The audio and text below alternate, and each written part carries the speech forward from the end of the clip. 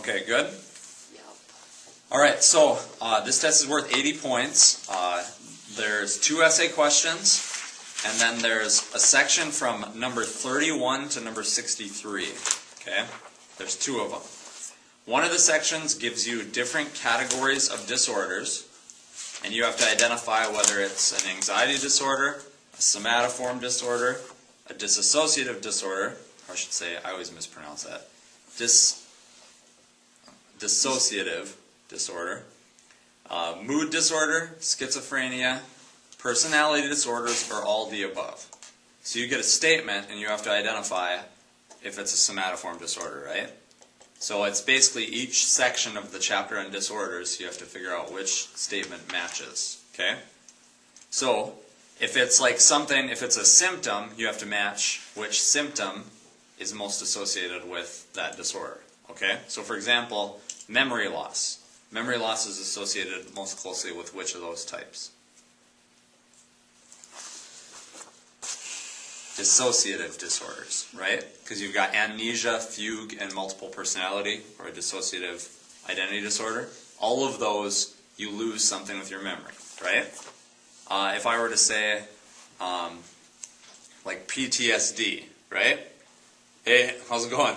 Good. I wanted to see how many crazy people showed up for this review. Well, only 3. When we do it at like Caribou or Starbucks or something, we get, what, 15, 20? Probably. You're recording this, and So then, oh, that's fine. That's fine. Mr. Holder stopped in to say hi. If you're wondering who that, what that voice is. So yeah, we do this before every unit test, and then I always record it and upload it to YouTube afterwards, so then people can watch it if they can't make it. So it's not extra credit or anything, but then they can just ask questions if they don't understand something. Well, I heard through the door you were listing a bunch of disorders. I'm pretty sure I have all those. Right. Yeah. If you don't, a few more years of you being a principal, and you might develop a few. I agree. I agree. Good to see you guys. Yep. Thanks for stopping in. Yep. Okay. So, like I was saying, there's that identification section where you have anxiety disorders. In the words of Marissa, somatoform disorders. So, somatoform disorders. I shouldn't make fun of her because I mispronounce. I have, like, everybody has, like, a word that they struggle with all the time, right? So, dissociative disorders, mood disorders, schizophrenia, personality disorders are all of the above. So there might be 3 that are anxiety and 1 that's mood disorder. There might be equal number of each, you don't know, okay? Chapter 16? Yep, 16. Then there's a section on therapy. That's from number 45 to 63, okay? What is that 45 to 63 mean? Those are the question numbers. Oh, okay, sorry. Right? So I'm just giving you the numbers so you get an idea of how many questions are like that, right? So, how many questions is that? Like 18, right? So in that section, like I said in class, it's going to be psychoanalytical perspective, humanistic, cognitive, behavioral, biological, or all of the above. So you would see a statement, and then you have to identify which of the theories, those are basically the contemporary approaches, right? Which of those theories does that type of therapy match the most, okay? Then from number 1 to number 30 are multiple choice in a group of 5, okay? So in terms of structure, was it clear what the test will be like? You guys understand? Basically the disorders and then therapies. Yep, so 30 questions, multiple choice, that's a little bit of everything. Okay, yeah. Okay?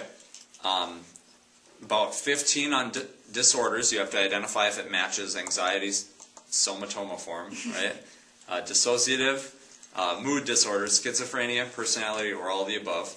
Then there's like 18 where it's the 5 perspectives on contemporary psychology applied to therapy. And then you have to, there's also an all of the above, right? Okay? So, the essay questions, there's 2 of them.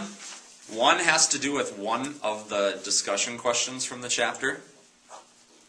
One of them is mostly related, again, to one of the discussion questions from the chapter. So if you paid attention in the discussions and were involved, you should be able to do that fine. I'm not going to tell you which one, but you should be okay. All right? Then there's another one about the effectiveness of treatment versus punishment. Okay?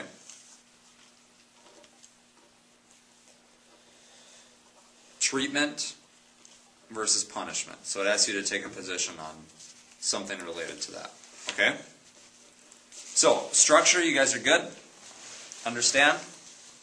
Okay. So, if you remember, we had for our chapters, we had one on stress and how it influences your life. We had a chapter on disorders, and then we had a chapter on therapy. Okay? So, the first section of multiple choice, I tried to make it a little bit more on the stress stuff since I have those two matching sections that are a little heavier on the other sections. But there are still a decent number of questions from each chapter. Okay? One of those questions, or one of the concepts that we address through a few of the questions include like your appraisal of a stressful situation. So that also brings to light an important distinction between like stress and a stressor, right? What's the difference between stress and a stressor? Stress is what you feel, the stressor is what brings it on. Stress is your reaction to some external stimulus. Event. Stressor is an event or a happening that causes you difficulties. Good. Okay? So you hear a loud noise, you hear something, and you're trying to figure out, does this affect me? Is it good or bad? What type of appraisal is that? Primary or secondary?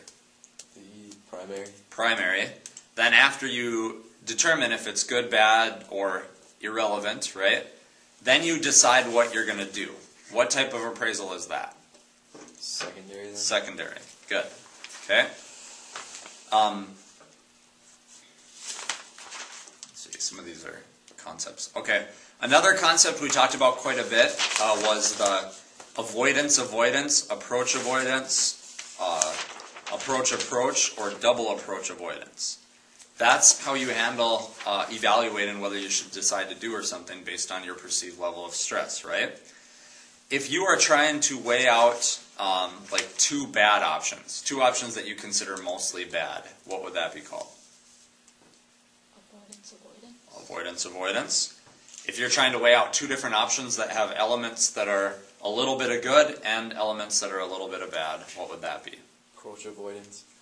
No. Two different options. Oh, double of them. Double approach avoidance, okay? If you're trying to decide if you should do something or not, and it's got good or bad elements, what is that? Avoidance approach. Yeah, approach avoidance. And then if you're trying to choose between two really good things, like two girls or two guys ask you out, and they're both like funny, attractive, friendly, all that. You're like, well, I don't know, because they're both good, right? Okay. So make sure that you could read scenarios related to that and pick which type it is. There's like a few things that are assessed about that. Okay. In the text, we also talked about good stress and bad stress. Good stress is stress that motivates you, like the internal reaction. It motivates you to do things that are good to cope with it in a positive way. Bad stress is the other way. You cope with it in an ineffective manner. What are the terminologies for that? Isn't eustress good stress? Eustress and what's the bad stress? Distress. Like if you're under distress, it's a bad thing, right? Like a distress signal. You're out at sea and a ship starts sinking, you send out a distress signal, that's bad. Okay? Alright. There's another thing that we talked about called the general adaptation syndrome. That's your biological response to a stressor. Okay? There's 3 different stages to that. What are those stages? Alarm reaction, resistance stage, and exhaustion stage. Alarm, resistance, exhaustion. Good. So if you think about that, that makes sense, right? What's going to happen first? You're going to get startled, there's going to be an alarm. Then you're going to resist against it. And after a while, you're going to become exhausted if it continues, right? That's when people freak out, like the exhaustion stage. Well, it could be. I mean, it's not just necessarily freaking out, but it's like biologically, if you're exposed to a large enough stressor, like you're a zebra in the middle of Africa, and you're trying to run away from a lion, like eventually you're going to die, right? You were supposed to for one of the discussions. Well, that's what right? Okay. All right.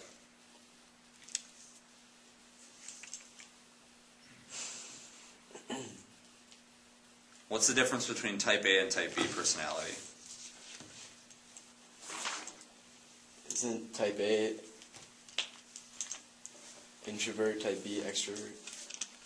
No, not necessarily. Yes, sir. Although I'd say generally Oh, type A is going to be more of an extrovert. Active, and type B like. Yeah, so type A is more on the perfectionist side. Okay. Yeah. If you remember that, that'll help you to understand it. Okay. So they're impatient, want things done right away. They can be friendly. They could be not friendly, but ultimately they want to get things done. Right. They're very focused on getting stuff done. So I have a few students in particular that I think of as being a little bit type A, like wanting things a certain way. If stuff doesn't go well, they're concerned about things, right? So that's kind of type A. Okay? All right. Let's say that you're diagnosed with OCD. What does OCD stand for? Obsessive compulsive. Obsessive compulsive disorder. Good. So let's say that it's about like germs, right? So I am obsessed. I'm concerned about the germs. How am I going to manifest that obsession? Like, what am I going to do? Wash my hands a lot. Use hand sanitizer. Not shake people's hands, right? So, what in that instance would be the obsession? Clean. Be clean. Cleanliness. Thinking about the disorders. What's the compulsion? Washing your hands. Okay? All right. What's the key characteristic of dissociative disorders? You think you're multiple people? No, that's DID. Oh. What about the other two types? Fugue and amnesia. Memory loss. Yep, memory loss or losing your identity. Yep, those are the key things with dissociative disorders. So, with dissociative amnesia, what's the difference between that and dissociative fugue?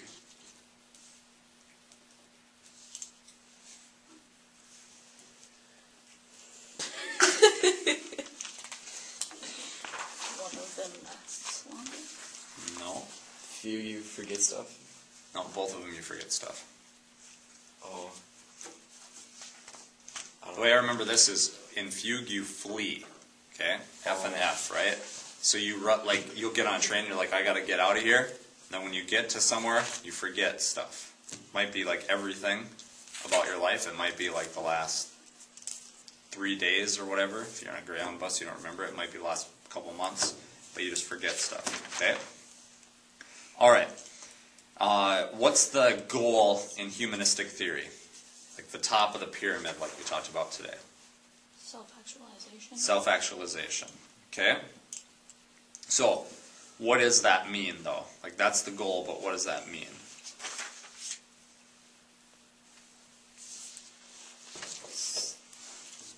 Basically know who you are. Okay, you know who you are, and you're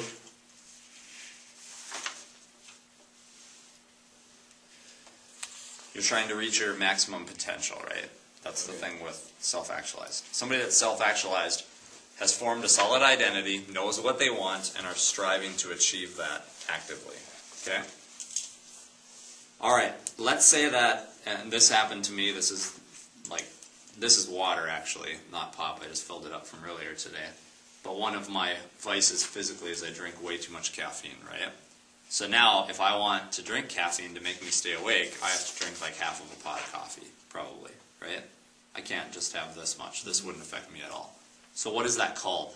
The biological need that I have to get. I don't have a need for caffeine biologically, but if I want to get the result, I need more of it, right? What's that called? I've developed a what for it? Tolerance. A tolerance. Okay, good. So if I don't have caffeine and then I have a headache, what are those physiological symptoms called? Withdrawal. Withdrawal. Good. So all drugs have that. Like you can develop a tolerance and you can experience withdrawal. They differ in terms of type of the drug, right? Okay. All right. What is the difference between fear and anxiety? Anxiety is general, fear is specific. Yep. Fear is specific. Like I'm afraid of clowns, or somebody in period 6 today said that they were afraid of elephants. Like I asked somebody in class, on a scale of 1 to 10, how afraid are you of mice? And they're like 7, but elephants would be like a 36 for me, I think is the number they use, right? So that'd be fear. If they're sitting here and they're like worried that bad stuff's going to happen to them, that's anxiety. Make sense? Okay? All right. Real physical symptoms that are caused by stress or tension, what are those known as?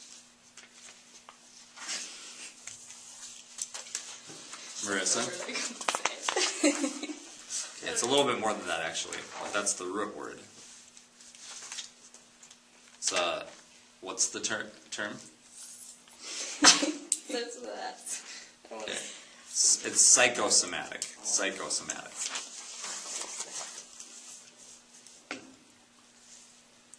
What's the name of the Bible for psychological disorders?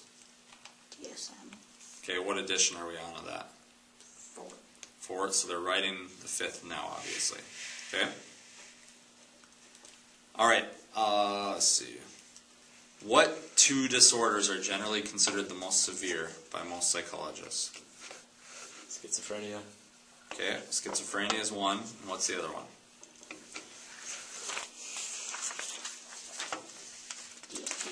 DID, dissociative identity disorder.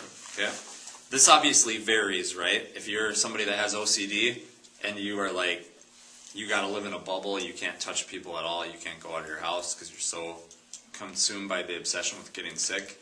Compare that to somebody that has schizophrenia but is treating it and still is able to function. Obviously, in that instance, the OCD isn't as big of a deal, right? Not saying that it's not or I should say the OCD is a bigger deal, right? The schizophrenia, in that instance, is not as big of a deal. I'm not saying it's not bad, I'm just saying there are instances where you could have somebody that has a different disorder from schizophrenia that's worse for them, okay? But generally speaking, schizophrenia, DID, okay? What's the difference between a delusion and a hallucination?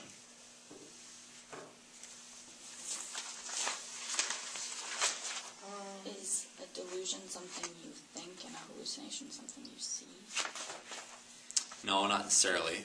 That could be correct, but you need to expand it a little bit more. Delusions, false beliefs that a person maintains. Okay, so a delusion's a false belief you have, and a hallucination is? Perceptions that have no registration. Okay, a false perception. Yep. So a delusion would be like, let's say I think, I don't know, who's a famous actress now? I don't know. Who's a famous actress that all the guys here are like, she's attractive? Megan Fox. Okay, Megan Fox, right? So it doesn't take him any time at all. He's like, oh, I know, right? So if I walk into the classroom and I'm like, guess what? I'm going to call Megan Fox and she's going to go out with me. It's going to be awesome, right? And I really believe that.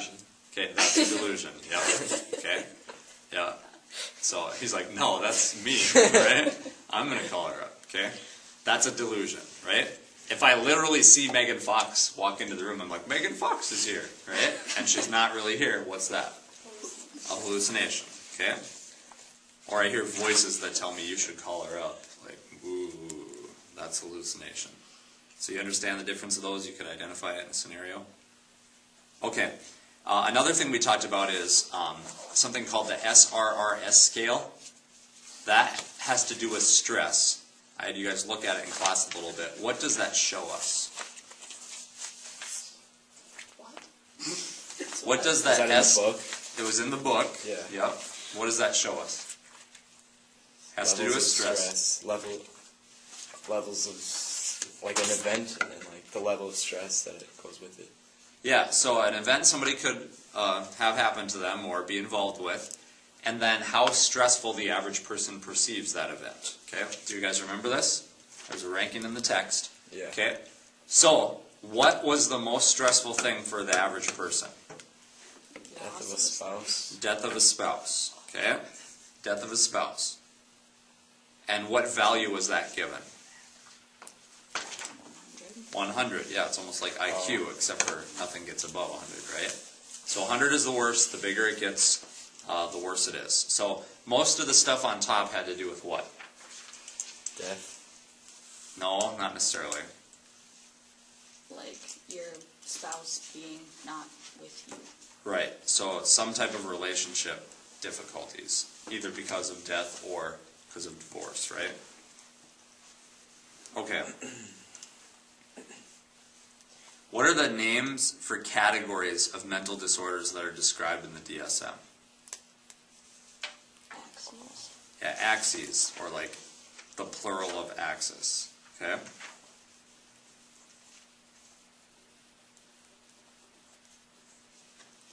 Okay, let's say that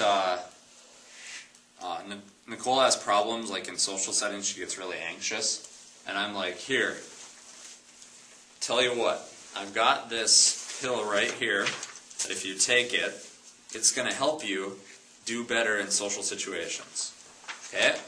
And I'm like, here you go. And I give her this pill, and she takes the pill, and then when she takes the pill, she goes out and starts talking to people and feels fine, okay? In reality, this is a supplement called glucosamine chondroitin. It's supposed to help with joint pain, right? So nothing has ever been researched for this that proves that this helps with anxiety. That's I give it to placebo her. effect. Yep. She takes it. What's that called? Placebo The effect. placebo effect. Okay. So that's where like a medicine or a treatment helps you, but it's not really the drug. It's just your belief in it. Okay. What model do we use in diagnosing and treating disorders? Do we use a sociological model, a spiritual model, a medical model, or a moral model?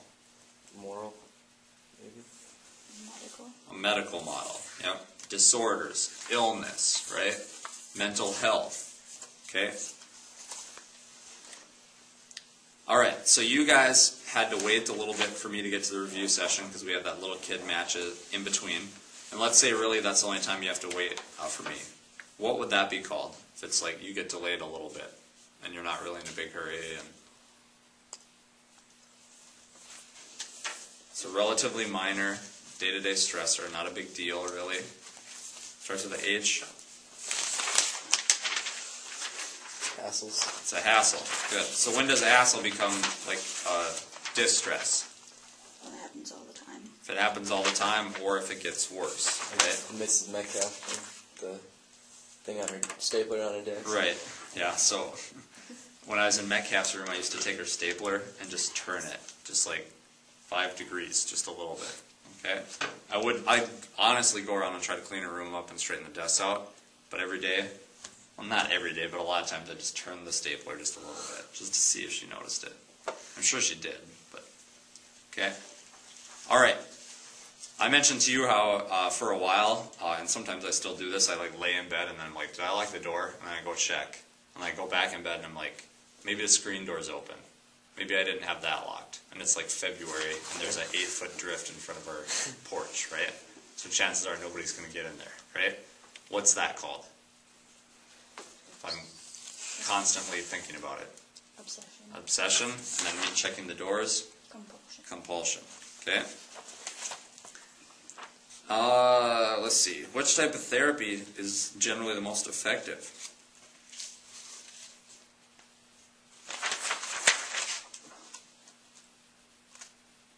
Behavioral. No. Biological. No. It's kind of a trick question. All of the above. Yeah. The guy in the clip we saw today said, Oh, all of them. yeah, the eclectic approach. So you figure out what the person needs and use like all of them. The other thing is, if the approach is taken seriously and followed through with, even if, like I treat you with just behavioral and treat you with just cognitive and treat you with just biological, if you follow the treatment, they found that they've all been effective, as long as you believe in it and you do what I say, right? Okay? All right, I'm going to go to the ID section and just kind of give you some examples from that, where it's like anxiety, somatoform, or in the words of Marissa, somatomoform. Dissociative, or the way I mispronounce it a lot, disassociative. Mood disorders, schizophrenia, personality disorders, are all the above. Okay? So here we go.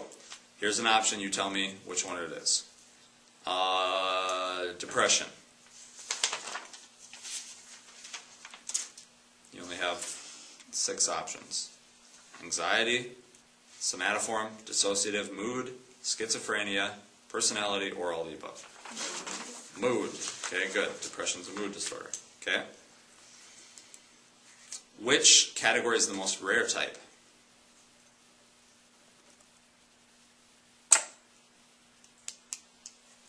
I mean, think about it. Which one do you hear about the least? Schizophrenia, maybe?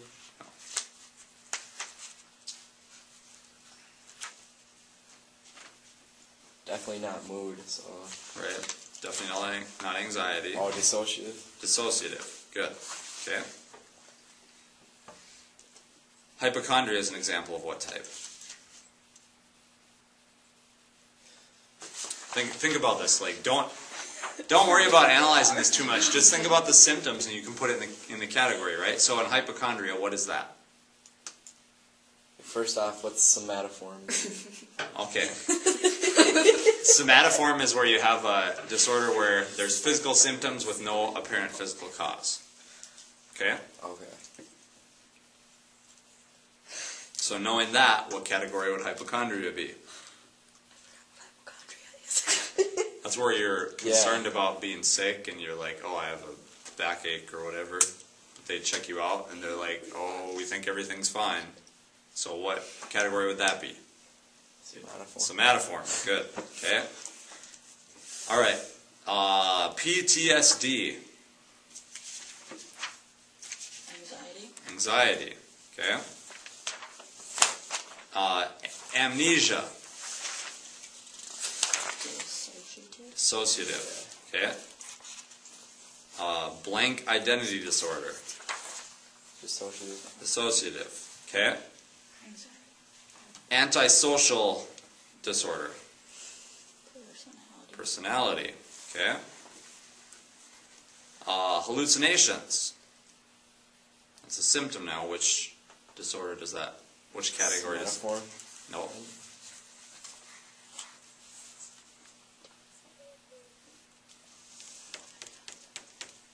Which video clip did we have that had the kid that had hallucinations? What disorder is that?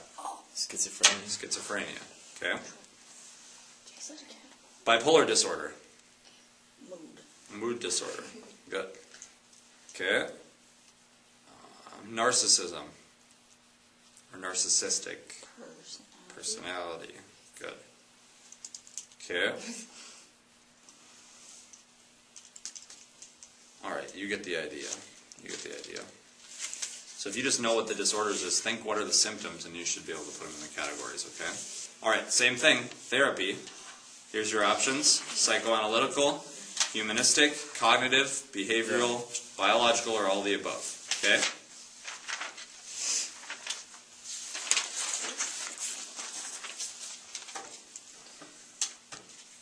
Developed by Freud. Psychoanalytical. Developed by Maslow and Rogers. Humanistic. Developed by B.F. Skinner. Behavioral. Behavioral. Good. Most commonly used approach in the U.S. today. Biological. Biological. Okay.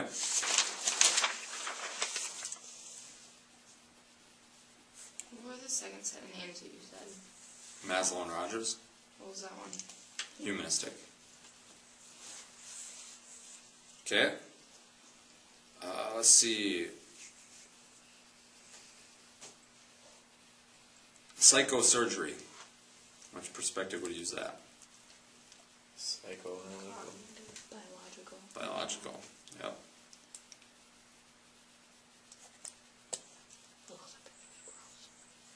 You don't like it? Couldn't look at it. I just felt surgery. This approach believes that incorrect beliefs are the cause of maladaptive behavior. Cognitive. Cognitive, right?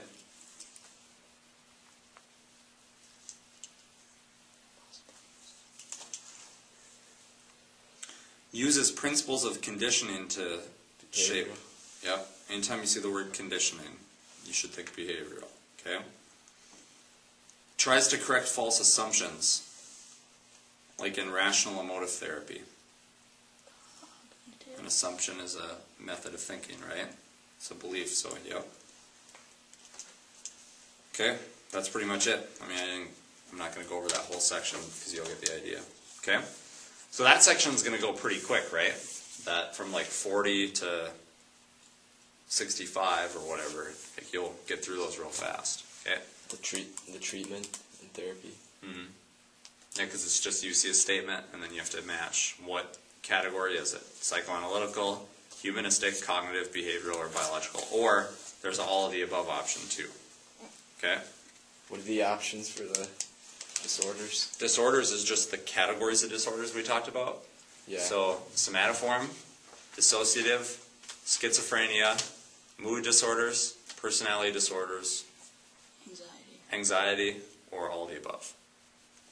Okay, so to give you a type, it would say it could give you a symptom, or it could give you a pattern, whatever, and you have to identify what it is. So it could say hallucinations, and then that's most commonly associated with schizophrenia, right? It could say amnesia or forgetting stuff, and that's dissociative. It could say phobias. Okay, phobias are related to phobic disorders, which is a type of what kind of disorder? Anxiety, yeah, because they're nervous or anxious around stuff. Good. Okay. All right. That's it. Questions? Are we going to have to know, Axis 5 has to do with adapting or whatever? No, you don't have to. That axis stuff, no. You just have to be aware that they're divided into axes and maybe a little bit about what the purpose of that is. So it's kind of, if you've been paying attention, that question's fairly common sense. Okay? Anything? I have a question, but I can ask it after we Okay. record it. I'll ask after. Yeah. Okay. All right. So we'll stop now so they can ask questions. Right.